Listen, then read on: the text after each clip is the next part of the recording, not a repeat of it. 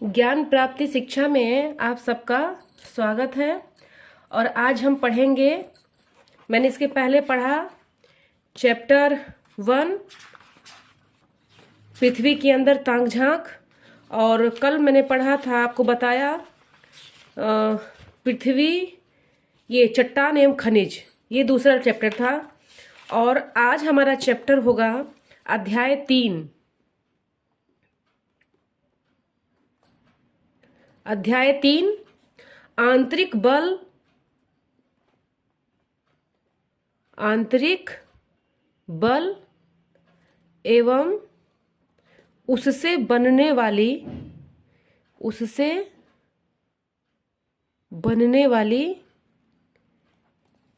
भू आकृतियां,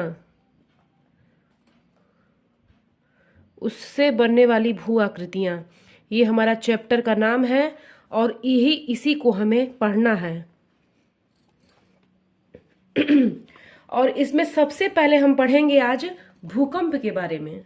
आज हम पढ़ेंगे भूकंप के बारे में कि भूकंप कैसे आता है, क्यों आते हैं, और ये जहाँ आते हैं वहाँ पर कितना हमें नुकसान पहुँचाते हैं, हम उसके बारे में पढ़ेंगे। आए दिन हम भूकंप की बातें रेडियो टेलीविज़न पर सुनते रहते हैं, देखते रहते होंगे आप, अखबारों में भी पढ़ते हैं। भूकंप में जो भूकंप होता है में भूमि कांपने लगती है और कभी कभी भारी जानमाल का नुकसान होता है। छोटे बड़े घर और भवन धराशायी हो जाते हैं। कभी कभी भूकंप के अफवाह से भी लोग डर के मारे कांप उठते हैं। तो ये भूकंप है क्या? भूकंप है क्या? ये क्यों जो है होती हैं?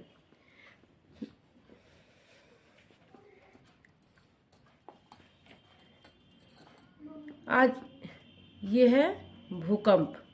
भूकंप क्यों होता है? पृथ्वी की ऊपरी परत, सियाल के नीचे और मेंटल के ऊपर प्लेट जो बने होते हैं, मैंने पहले बताया था। यहाँ पर मैंने कुछ आपको पहले चैप्टर में बताया था। देखिए, यहाँ पहले चैप्टर में बताया था, ये सियाल है।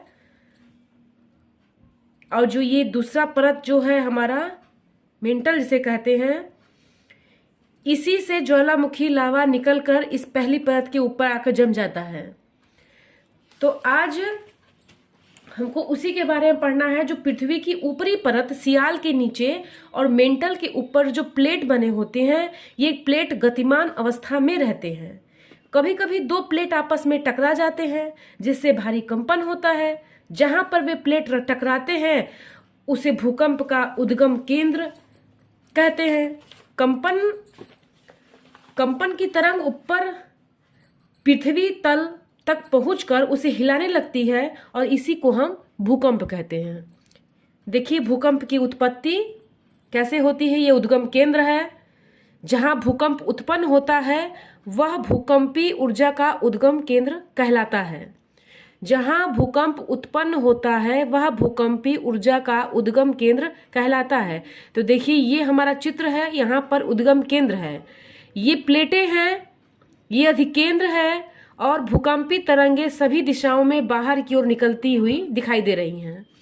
तो यही उद्गम केंद्र से जब यहाँ से शुरू होता है, भूकंप का क्षेत्र यहाँ से शुरू होता है, तो जो तरंगे होती हैं वो सभी दिशाओं में बाहर की ओर निकलने लगती हैं। जिससे क्या होता है कि हमारी पृथ्वी जो धरातल है, हमारा पृथ्वी तल है, वो उससे हिलने लगती है और इसी को हम भूकंप कहते हैं। तो भूकंप हमारी पृथ्वी की ऊपरी सतह प्लेटों में विभाजित है, जो हमेशा गतिमान रहती है। उस गति के कारण कुछ प्लेटें एक दूसरे के पास आती हैं, कुछ दूर चली जाती हैं, कुछ साथ साथ रहती हैं, जिसके कारण आपस में टकराहट होती है और कंपन शुरू होता है। उसी कंपन को भूकंप कहते हैं। इसी को हम भूकंप कहते हैं। तो यहाँ पर ऐसा आपके पास यदि बुक होगा, हमारी दुनिया चैप्टर 3 का जो ये पेज नंबर 12 है, इसमें ऐसा चित्र बना होगा। आप चित्र के माध्यम से आप समझ सकते हैं कि कैसे भूकंप, कहाँ से इसका उद्गम केंद्र है और कैसे इसका जो है भूकंप तरंगी जो इसकी तरंगे होती हैं सभी दिशाओं में किस प्रकार से बाहर निकलती हैं, और इस चित्र के माध्यम से आप समझ सकते हैं। भूकंप के प्रभाव से पृथ्वी पर कहीं कहीं भारी बदलाव आ जाता है। पृथ्वी फट जाती है और अंदर से बालू और पानी निकलता है। कहीं की भूमि धंस जाती है और कहीं कहीं जो है भूमि ऊपर उठ जाती है। मानव बसाव वाले क्षेत्रों में तो भारी बर्बादी होती है। भूकंप जितना तीव्र होता है बर्बादी उतनी ही अधिक होती है। भूकंप की तीव्रता मापने वाले यंत्र को क्या कहते हैं? सिस्मोग्राफ कहते हैं। यहाँ बहुत हल्के से लिखा है, यहाँ लिख दे रही हूं। भूकंप की परिभाषा आप समझ गए होंगे, यहाँ लिखा है। आपके पास बुक होगा तो बुक से आप समझ सकते हैं। यहाँ से इसकी परिभाषा लिखी हुई है, आप लिखिए। और ये चित्र है। जो भूकंप है इसकी तीव्रता किससे मापते हैं? इसकी तीव्रता मापने वाले यंत्र को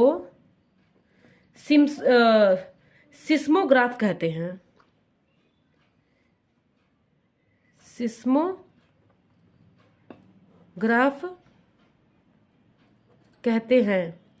सिस्मोग्राफ कहते हैं। और मापन की जो इकाई होती है वो होती है रिक्टर। मापन की जो इकाई होती है वो किससे होती है? रिक्टर से होती है।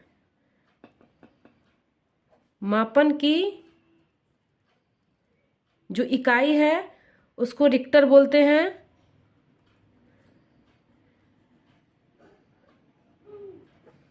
तो इसकी तीव्रता जो इसकी तीव्रता है वो आधा सा है यहाँ पर, सिस्मोग्राफ से मापी जाती है। इसकी मापन की इकाई रिक्टर है। तो ना तो भूकंप आने की सही भविष्यवाणी की जा सकती है और ना ही इसके आने को रोका जा सकता है। आपने टीवी वगैरह में जब आप न्यूज़ सुनते होंगे तो आपको बताया जाता होगा, जो लास्ट में बताते हैं कि यहाँ पर आज वर्षा होने वाली है, यहाँ पर आज थोड़ी धूप निकलेगी, यहाँ पर थोड़ा आंधी और पानी आने की संभावना है। लेकिन कभी ऐसी सूचना नहीं आती है कि यहाँ पर भूकंप आने वाला है। कभी आपने ऐसा नहीं सुना होगा कि उस न्यूज़ में कोई ये कहे कि कल भूकंप आने वाला है, आप सभी सावधान रहिएगा। आपने कभी ऐसा नहीं सुना होगा, क्योंकि भूकंप की सूचना हम पहले से नहीं, कोई भविष्यवाणी उसकी कोई नहीं कर सकता है। भूकंप की भविष्यवाणी नहीं की जा सकती है और ना उसके आने को रोका जा सकता है। हाँ, भूकंप से बचने के लिए सावधानी बरती जा सकती है, बचाव के उपाय किए जा सकते हैं और जनता में जागरूकता पैदा की जा सकती है, जिससे होने वाला नुकसान कम से कम हो सके। सबसे आवश्यक है कि भूकंप रोधी जो मकान का निर्माण हो, ऊपर जो भूकंप रोधी यंत्र लगा होता है मकान में लगा हो। भूकंप के समय घर के अंदर चौकी या टेबल के नीचे छिपें या बाहर मैदान में भागें। दीवार और बिजली के खंभे से दूर रहें। इसके बचने के यही उपाय हैं। और सबसे बड़ी बात यह है कि भूकंप से जो भयावह एक घटना है जिसे ज्वालामुखी कहते हैं। ज्वालामुखी उन स्थानों पर फूटते हैं जहां की प्लेटें कमजोर होती हैं। प्लेटों के आने जाने के अलावा ताप के कारण कहीं के प्लेट पिघल जाते हैं और ऐसे कमजोर परत की खोज करते हैं जिनको फोड़कर वे ऊपर की ओर आ जाएं। इन पिघले तत्वों को हम मैग्मा कहते हैं। जहां पर ज्वालामुखी फूटता है वहां भारी मात्रा में पिघली हुई चट्टानें, गर्म गैस, जलवाष्प, राख, धुआं निकलता है और पृथ्वी पर त्रिकोणाकार ऊंची एक आकृति बन जाती है जिसे ज्वालामुखी पहाड़ कहते हैं। सक्रिय ज्वालामुखी से समय समय पर गर्माग जैसे लावा निकलते रहता है। तो ज्वालामुखी मैं बाद में पढ़ाऊंगी। आज भूकंप है तो भूकंप कैसे आता है, इसके बचने के क्या उपाय हैं, इसका कौन सा मापने वाला यंत्र है, इसकी मापन की इकाई क्या है, मैंने आज ये आपको बताया। इसके बाद भारत के भूकंप क्षेत्र ये हैं, यहाँ पे देखिए भूकंप तीव्रता के संभावित क्षेत्र ये सब दिए गए हैं। आपके पास बुक होगा तो आप बुक से समझ सकते हैं।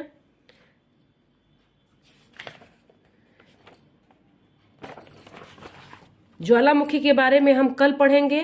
आज सिर्फ इस चैप्टर में हम भूकंप के बारे में पढ़ रहे हैं। भूकंप आता क्यों है, इससे होने वाली क्षति और इससे हम बच कैसे सकते हैं, बस हमें आज यही पढ़ना था। तो इसके आगे का चैप्टर है, आगे का चैप्टर नहीं, आगे का जो ये इसका जो टॉपिक है वो ज्वालामुखी है, ज्वालामुखी की संरचना है। इसको कल हम बनाएंगे और समझेंगे कि ज्वालामुखी क्या है। उसके बाद इसके आगे के हम क्वेश्चन आंसर को हल करेंगे। तब तक के लिए धन्यवाद।